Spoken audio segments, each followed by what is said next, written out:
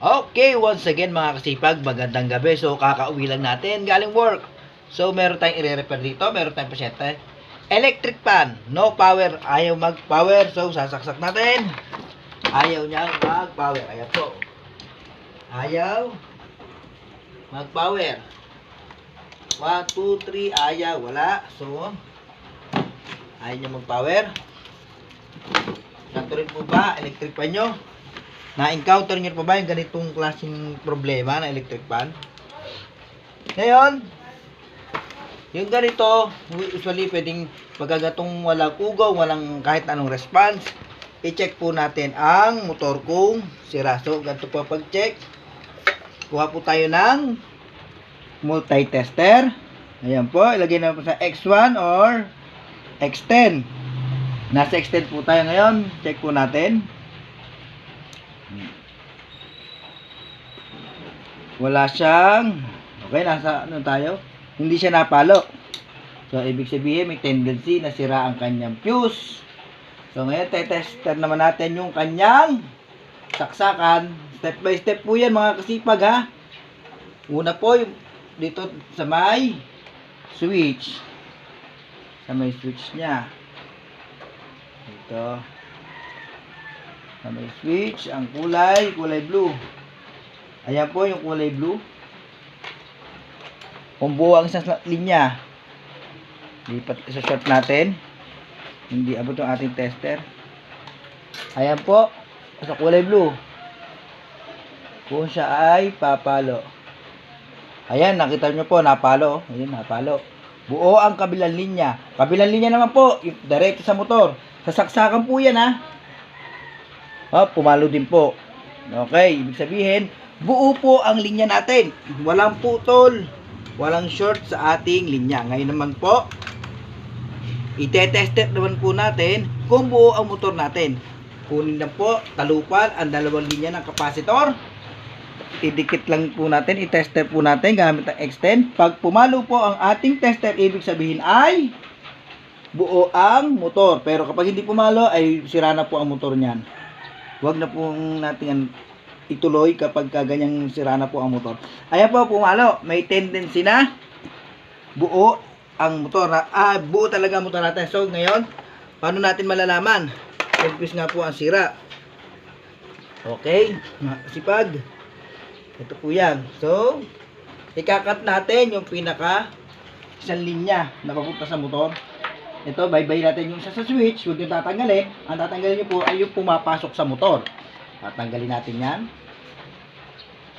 Kita nyo mga kasipag. Yan.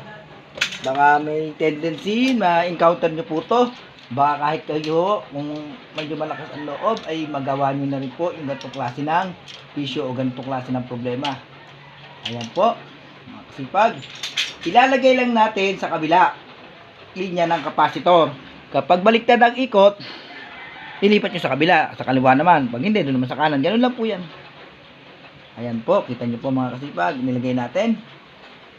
Tingnan natin kung siya ay mayroong na resistance.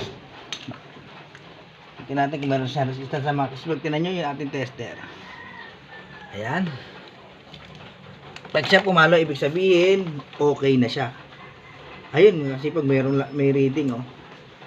Ayan, kasi pag may reading, oh, napaalo. Patay.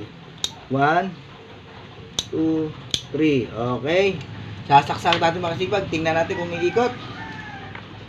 Okay. Tingnan natin kung iikot, ha.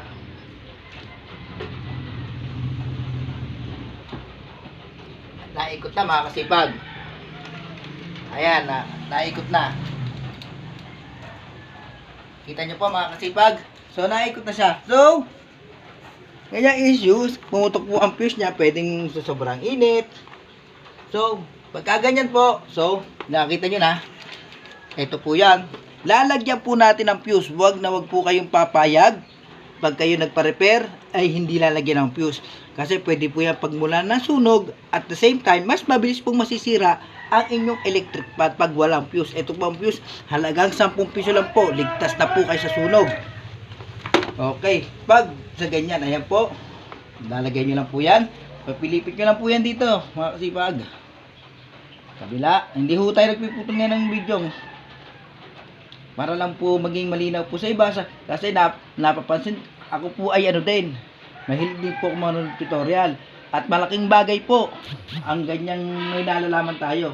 Ika nga, ni Sir Kim, ligtas ang may alam. So ngayon, iano natin siya dito sa kabilang fuse. Sa kabilang capacitor. So shout out nga pala sa aking idol. Ito ay mas mabilis na paaraan na nalaman ko. Dahil sa panonood ko ng tutorial kay Jeffrey Samson, napakabait na technician, napaka-anis po niya, napakabait. Yan po ang aking idol. Siya po ay tangkalikin nyo, panoorin nyo po, at malaki po ang naitutulog niya. Napakabait po niya. At yan, ito po, Jeffrey, ito po yung aking isa sa natutunan sa inyo. Dati po, nagbubukas pa ako ng motor para lang matukoy kung talagang hindi pa kasi ako ganun kagaling, hindi ako ganun ka-professional. Pero sa nakita ko sa mga tutorial nyo, napakahusay nyo, napakagaling at napaka-humble nyo po. So ito mga kasipag, okay na po yan, may fuse na, sasaksak na natin. So, ano mo yung ilapit mo para makita nila yung tamang pagkakabit ng fuse. So ayan, sasaksak natin.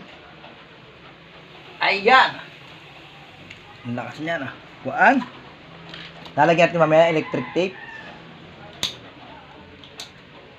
Ayan, 1, 2, 3. Ayan po ha.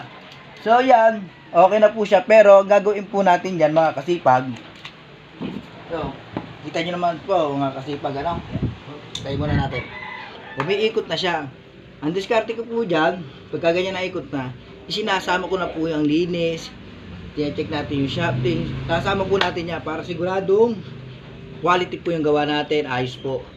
Lilinisin ko pa po yan. Pero sa ngayon, okay na po siya.